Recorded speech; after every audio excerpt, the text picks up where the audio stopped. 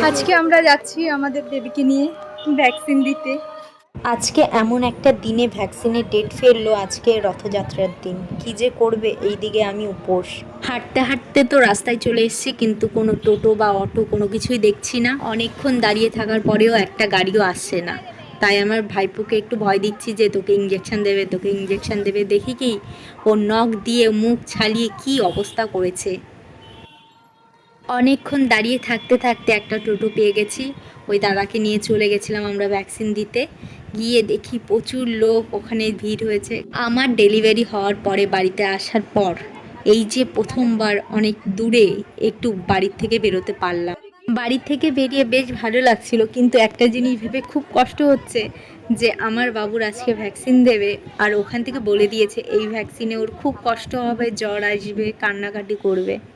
আমার বাবুর আগে কিছু বাচ্চাদের ভ্যাকসিন দিচ্ছিল, ওরা খুব কান্নাকাটি করছিল। ছোট ছোট বাচ্চাদের 3টে করে ইঞ্জেকশন। এরই মধ্যে ওর পাপাকে একটু কল করে দেখিয়ে দিলাম যে দেখো বাবুকে ভ্যাকসিন দিতে নিয়ে এসেছিলাম।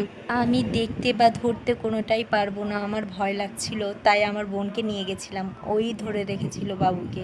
আমার রাত জাগা পাখি এমনি রাত ভরে কান্না করে, সকালবেলা ভোরের দিকে ঘুমায়, আজকে আরও বেশি। আজকে রাতে যে কি করবে সেটা ভেবেই ভয় লাগছিল। এরই মধ্যে বাড়ি আসতে না আসতে একটা পার্সেল চলে এসছে আমার বাবুর জন্য।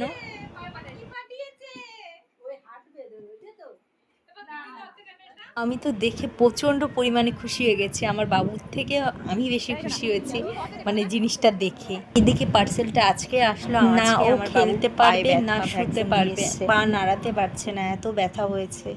একবার সেটিং করে দেখছিলাম যে ঠিকঠাক আছে কি না, আমি সেট করতে পারবো কি না। সেট করার পরে আমার এত খারাপ লাগছিল, আবার খুলে আমি ফোল্ড করে রেখে দিয়েছি যে আমার পাপার যখন ঠিক হবে, পা ব্যথা সারবে, তারপরে আমি ওকে খুলে দেবো।